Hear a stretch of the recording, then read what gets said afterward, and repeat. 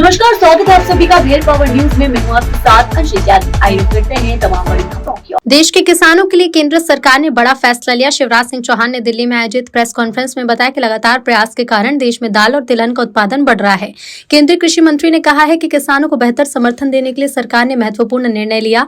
अब किसानों द्वारा बेची जाने वाली तुअर, मसूर और उड़द की दाल पूरी मात्रा पर सरकार खरीदेगी और यानी किसानों की उपज का बेहतर मूल्य सुनिश्चित करने की दिशा में बड़ा कदम है। इतना ही नहीं, किसानों को तकनीक से जोड़ने के लिए सरकार ने भारत विस्तार नाम का नया एआई आधारित डिजिटल प्लेटफॉर्म शुरू किया, जिसके जरिए किसान अपनी ही भाषा में फोन कॉल के जरिए खेती से जुड़ी जानकारी प्राप्त कर सकेंगे।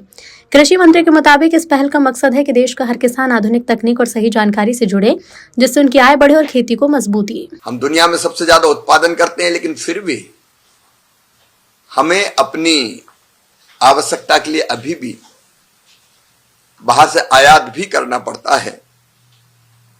लेकिन लगातार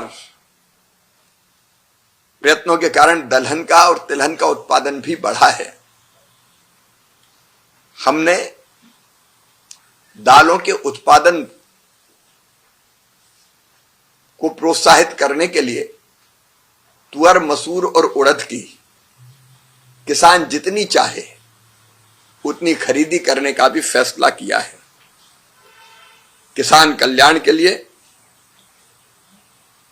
हम लोगों ने संपूर्ण जानकारी के साथ एक ही एआई डिजिटल प्लेटफॉर्म बन जाए, भारत विस्तार,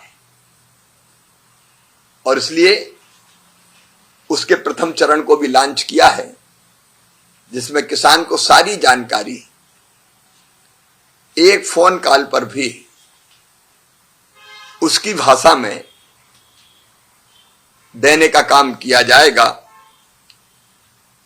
पिछले वर्षों में हमने एमएसपी पर भी गेहूं, धान, कपास, दलहन और तिलहन की रिकॉर्ड खरीदी की है और किसान को सस्ते दामों पर खाद मिलना सुनिश्चित किया है। उर्वरक सब्सिडी, खादों पर सब्सिडी पिछले साल भी 1,86,000 करोड़ रुपए के आसपास थी।